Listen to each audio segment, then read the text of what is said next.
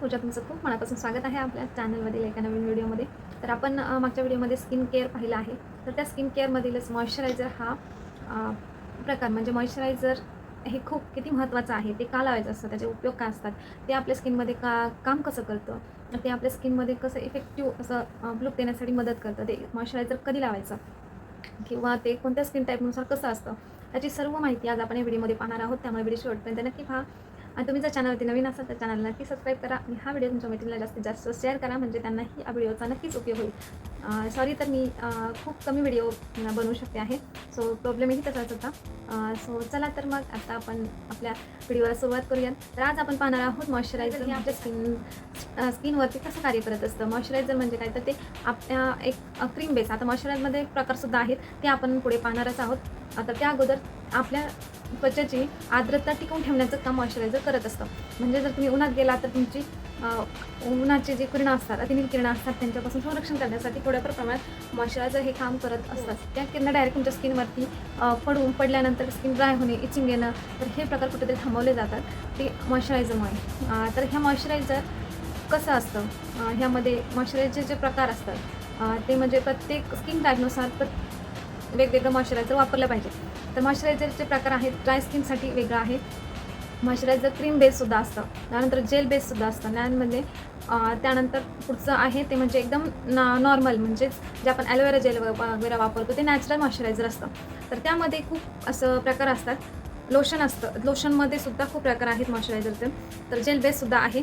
तर हे आपण पाहिलेले. आता आपण पाहूयात आपल्या स्किन टोननुसार कसं ते निवडायचे, जेणेकरून आपल्या स्किनला मॉइश्चरायझरचा नक्कीच फायदा होईल. प्रत्येकाची स्किन ही वेगवेगळी असते. स्किन टाईप आपला ओळखता आला तरच तुम्हाला मेकअपचे म्हणा, तुमच्या स्किन केअरचे प्रोडक्ट हे नक्कीच वापरता येते आणि त्याचा इफेक्टसुद्धा चांगला होईल. तर त्यासाठी आपलं मॉइश्चरायझर कसं आहे हे सुद्धा पाहणं तितकंच गरजेचं आहे. ऑइली असेल तर ऑइली स्किनसाठी हे तुम्ही जेल बेस किंवा मग क्रीम बेस असंच मॉइश्चरायझर निवडलं पाहिजे. कारण तुम्ही जर एकदम लोशन टाईप जर निवडलं तर तुमची स्किन अगोदरच ऑइली असते. ऑइल जमा होऊन ते मॉइश्चरायझर खाली येण्याची, म्हणजेच काय म्हणतो आपण, निघून जाण्याची शक्यता असते. ते तेवढं असं इफेक्टिव्ह काम करत नाही आपल्या स्किनला. तर ज्यांची ऑइली स्किन आहे त्यांनी जेल बेस किंवा एकदम क्रीम बेस किंवा जेल बेस म्हणजे एकदम घट्ट असं मॉइश्चरायझर असतं, तर त्या प्रकारचं मॉइश्चरायझर लावणं खूप गरजेचं आहे. ज्यांची स्किन ड्राय आहे, ड्राय स्किनवाल्यांना तर बेस्ट पर्याय तुम्ही ऑइली म्हणजे पातळसर असं मॉइश्चरायझर निवडलं पाहिजे. काही असे मॉइश्चरायझर आहेत की जे तिन्ही स्किनला, म्हणजे 3-4 जे आपले टाईप आहेत स्किनचे, त्या सर्वांनाही सूट होतात किंवा ते सर्वांनाही चालून जातात. अशा सुद्धा मार्केटमध्ये आहेत. तुम्ही ते नक्कीच घेऊ शकता. जसं की मी यूज करते केटाफिलचं सुद्धा आहे, अविनोचं आहे, पॉन्ड्सचं सुद्धा आहे, त्यानंतर लोटसचं सुद्धा मॉइश्चरायझर खूप छान आहे. तर डॉक्टर सजेस्टेड डर्माकोलचं किंवा मग मिनिमल्सचं असं मॉइश्चरायझरसुद्धा खूप छान आहेत, की ज्यांचा खरंच आपल्या स्किनमध्ये मेकअप करताना किंवा रोजच्या स्किन केअरमध्ये खरंच खूप छान उपयोग होतो. तर असं ड्राय स्किनसाठी तर तुम्ही निवडलंच पाहिजे, जे की तुमच्या स्किनला ओलावा टिकवून ठेवेल. म्हणजे तुम्ही क्रीम क्रीम बेस लावू शकता.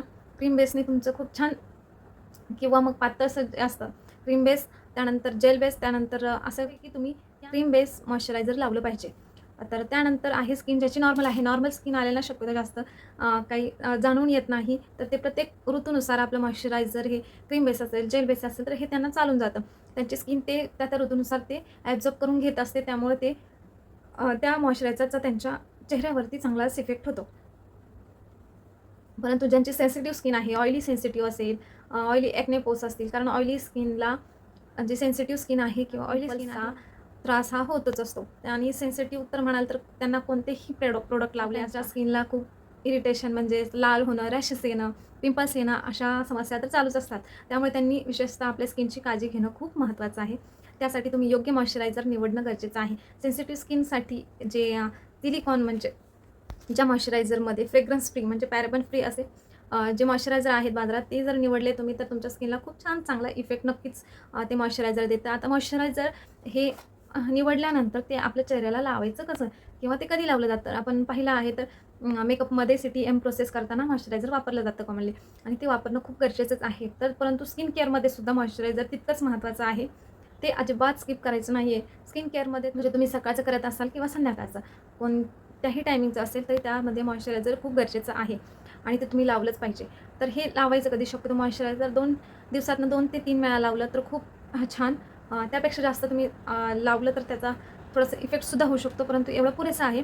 2 वेळा तुम्ही लावू शकता. एकदम छान असं स्किन केअर तुम्हाला नॉर्मल फेस वॉश करून तुम्ही चेहरा क्लीन केल्यानंतर तुम्ही जर सीरम लावत असाल, तर सीरम लावल्यानंतर आपण मॉइश्चरायझर लावतो, तर ते मॉइश्चरायझर छान असं स्किनला मसाज करून छान असं लावायचं आहे आणि ते आपल्या स्किनमध्ये मुरू द्यायचं आहे. त्या मॉइश्चरायझर नंतर तुम्ही मेकअप केला नाही किंवा काही नाही लावलं तरी त्या मॉइश्चरायझरचा एकदम छान असा ग्लो चेहऱ्यावरती तुम्हाला नक्की दिसून येईल, तुम्ही जर स्किन केअर व्यवस्थित आणि छान प्रकारे करत असाल तर.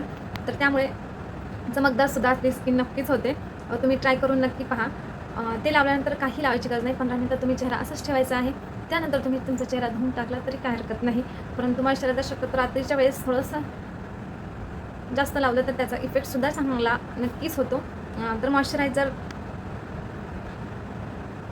आता भरपूर सारे मॉइश्चरायझर आहेत जे बाजारामध्ये पॉन्ड्स असेल, लोटसचं असेल, त्यानंतर खूप असे आहे ते ब्रँड, केटाफिलचं असेल, अभिनवचं असेल, जे मी तुम्हाला नावं सांगितलेच आहेत. यापैकी कोणतेही मॉइश्चरायझर तुम्ही तुमच्या स्किनसाठी नक्कीच अफोर्डेबल प्राईसमध्ये सुद्धा आहे ते नक्कीच घेऊ शकता आणि नक्कीच याचा वापर करा. आता तुम्हाला नक्की समजलं असेल मॉइश्चरायझर का गरजेचं आहे, ते कधी लावायचं किंवा त्याचा इफेक्ट कसा होतो. तर तुम्हाला आजचा व्हिडिओ कसा वाटला कमेंट बॉक्समध्ये मला नक्की सांगा. पुन्हा भेटूयात अशाच एका छानशा व्हिडिओमध्ये. तोपर्यंत धन्यवाद.